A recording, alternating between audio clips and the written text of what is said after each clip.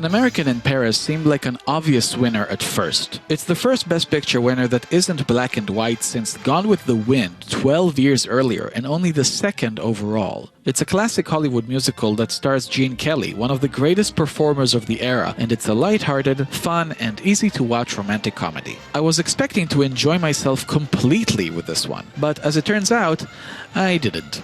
At least not completely. The film tells the story of Jerry Mulligan, an American living in Paris, what a shock, trying to make ends meet as an aspiring painter. One day he meets a wealthy woman named Milo who likes his paintings and offers to sponsor him. He says yes, and soon after he meets a gorgeous young woman named Lisa, and he instantly falls for her. What he doesn't know is that she's already engaged to a handsome singer, and he also doesn't seem to realize that Milo obviously has the hots for him herself. So you have a sort of love square going on here. The start of the film is so slow. The exposition is flat and obvious. The characters literally introduce themselves via narration like they're reading us their CV or something. I like Paris.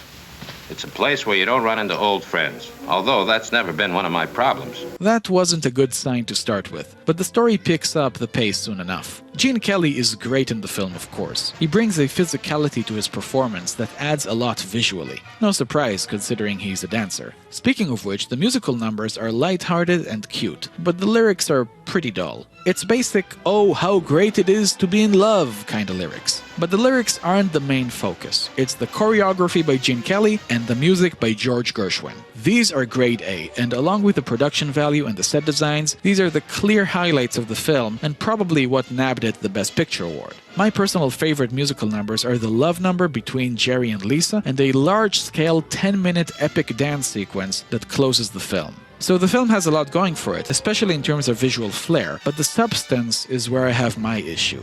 I just didn't like Jerry that much as a character. He makes some decisions in the film that really raised my eyebrow. I mean, he gets rejected by the woman he loves because she's already engaged, and the first thing he does is hit on Milo even though he doesn't really like her the way she does him.